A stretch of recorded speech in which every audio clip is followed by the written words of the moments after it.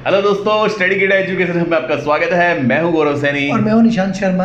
तो यार, रेलवे के अंदर डिफरेंट डिवीजन्स के ऊपर जो भी ग्रुप डी के अंदर बच्चे सिलेक्ट हुए हैं उनकी पोस्टिंग चल रही है।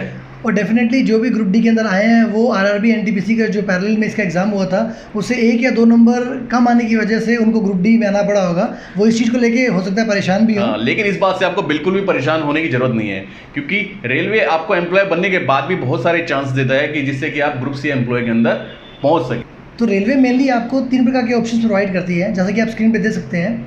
अगर लेट्स अज्यूम एक डिवीजन के पास 100 सीट्स हैं, तो उस 100 सीट में से जो 15 सीट्स होती हैं, 15% जो सीट होती हैं वो एलडीसी के एग्ज़ाम के थ्रू फिल करना पड़ता है उस डिवीजन को। उसके बाद अगर हम बात करें, जो 25% कोटा होता है वो जनरल सिलेक्शन होता है। और याद रखना, ये फिक्स क्राइटेरिया होता है, इसको उनको फुलफ़िल करना ही पड़ता है। और जो बचे हुए 60% कोटा होता है वो आरआरबी से वैकेंसी फुलफ़िल की जाती हैं।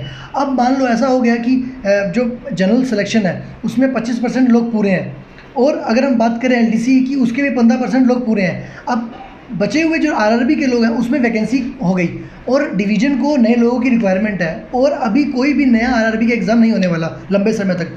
तो डिवीज़न क्या करता है, वो जो 60% की सीट है जो खाली पड़ी हैं उसमें से जितने परसेंट उनके पास खाली सीट्स होती हैं वो उसको जीडीसी के नाम से एक वैकेंसी क्रिएट करता है और एग्ज़ाम करवाता है।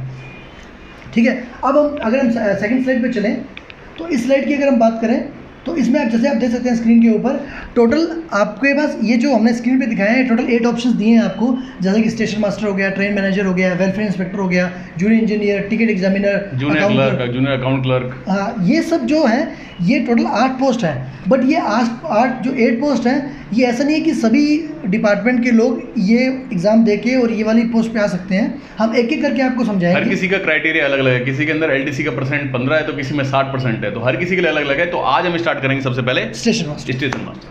तो आइए स्टेशन मास्टर के आपका जो सफर है वो स्टार्ट करते हैं। आज आपको बनाते हैं स्टेशन मास्टर। बैठ जाइए अपने जहाज के ऊपर। आपको ग्रुप डी से लेके जाते हैं स्टेशन मास्टर, सीधा पहुंचा देंगे स्टेशन मास्टर पे।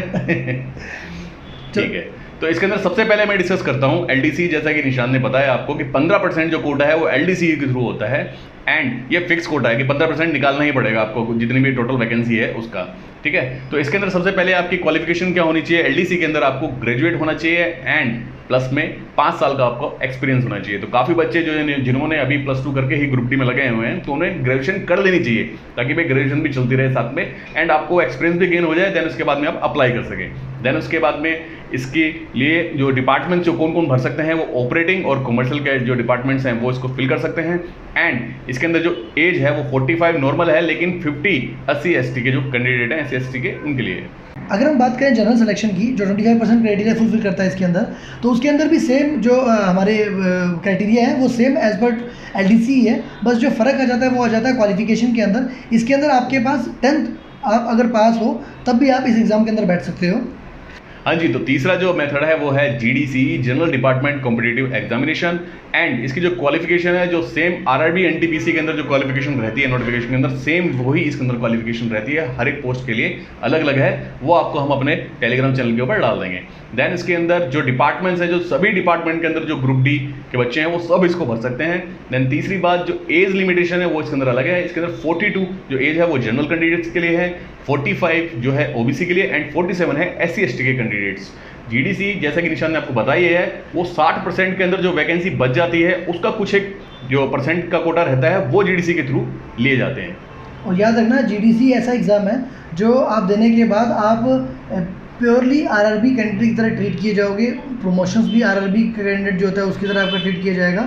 डिपार्टमेंटल अगर प्रमोशन लेके आप आते हो तो उसमें थोड़ा सा डिफरेंस रहता है। आपका एक मतलब पे ग्रेड जो रहता है वो एक लेवल तक ही बढ़ता है, उसके बाद बढ़ नहीं पाता। लेकिन इसके अंदर ऐसा नहीं है। अगर आप स्टेशन मास्टर की बात करोगे तो आप 5400 पे ग्रेड के तक जा सकते हो। हाँ, एंड इसका पेपर भी सेम वैसा ही होता है। आरआरबी एनटीपीसी जैसा पेपर रहता है, सिलेबस भी सेम वैसा ही रहता है। तो थोड़ा सा टफ रहता है ये। लेकिन ये आप मतलब ये मान लो इसमें अच्छी चीज़ क्या है, इसमें सिर्फ जो जोन के लड़के रहेंगे। बोले तो आप सोच लो, अगर आप मुंबई जोन में हो तो हमारे यहाँ पर 5 डिवीज़न है, वो 5 डिवीज़न के जो लड़के हैं सिर्फ उतनों में ही एग्ज़ाम होगा। ऑल ओवर इंडिया के लोग नहीं बैठने वाले। तो बहुत अच्छा एग्ज़ाम रहता है, पर निकलता भी ये कम है, लेकिन जब निकलता है तो वो चांदी है आप लोगों के लिए, अच्छा निकलता है।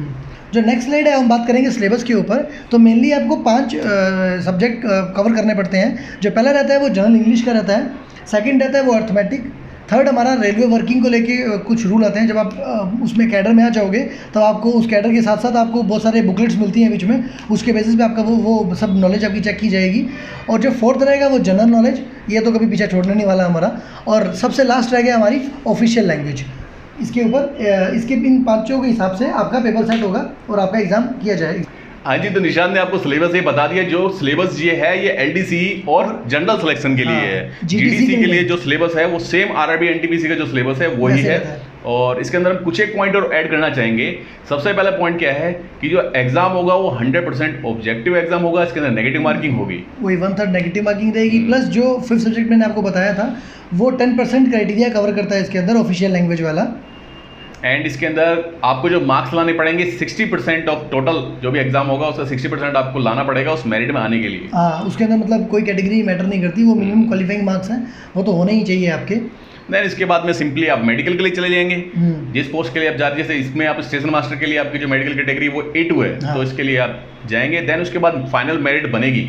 देन फिर कैंडिडेट्स जो हैं फाइनल सेलेक्ट किए जाएंगे एंड आप मास्टर बन जाएंगे। ध्यान रखना 5 साल का तो पीरियड है ही, तो 5 साल तक अपनी आंखों को थोड़ा संभाल के रखना। ज़्यादा मोबाइल कम देखना। ये सब करते रहना, ड्यूटी पे तो कम देखना। ठीक है दोस्तों, ये तो वीडियो यहीं पे ही समाप्त होती है। हमने आपको पूरा प्रोसेस समझाया कि कैसे यानी आप बन सकते हो यार, बना दिया आपको। निराश होने की जरूरत नहीं है। ग्रुप डी के अंदर कोई दिक्कत वाली बात नहीं है। आराम से पैसे मिलते रहेंगे, पढ़ाई करते रहो, नौकरी करते रहो, सब हो जाएगा। तो आज हमने समझा स्टेशन मास्टर। नेक्स्ट वीडियो में हम समझेंगे ट्रेन मैनेजर आपको बना देंगे, फिर आपको वेलफेयर भी बना देंगे, सारे सब कुछ बना देंगे हम आपको। बस आप थोड़ा पेशेंस रखें, पेशेंस रखो। साथ में क्या आप प्रिपरेशन मेरे हिसाब से आप शुरू कर देना थोड़ा टाइम बाद में ही। अभी अगर आप कोई और एग्जाम्स की प्रिपरेशन कर रहे हो तो वो करते रहो। 2-3 साल के बाद में आप प्योरली फोकस कर सकते हो रेलवे को, और उस हिसाब से प्रिपरेशन भी कर सकते हो आप। तो आप रेलवे के इस स्टडी कीड़ा चैनल से जुड़े रहें, क्योंकि रेलवे से रिलेटेड जो भी इंपॉर्टेंट इन्फॉर्मेशन हम आपको देते रहेंगे। एंड जो भी इंपॉर्टेंट जो पेपर भी हैं वो भी हम डालते रहते हैं। जो हमारे टेलीग्राम चैनल पे हम डालेंगे भाई जीडीसी का कौन सा पेपर कंडक्ट हुआ, उसके अंदर क्या क्वेश्चन पूछे गए, तो उनको आप देख के आपको थोड़ा अंदाजा लग जाएगा यार इस तरीके का पेपर आता है। जैसे हम खुद मुंबई जोन से हैं, तो मुंबई के आसपास के SCR डिवीजन हो गया, यहाँ के हमारे जो एग्जाम्स रहते हैं उनके नोटिफिकेशन वो सब हमको बड़े इजीली अवेलेबल हो जाते हैं। तो वो सब यहाँ पर आपको, मैं नेटफ्लिक्स बोल रहा हूँ, टेलीग्राम पे डाल देंगे, टेलीग्राम पे डाल ही दूंगा वो। ठीक है दोस्तों, थैंक यू वेरी मच जी। Please like and subscribe our channel Study Keeda. Thank you दोस्तों, बाय बाय।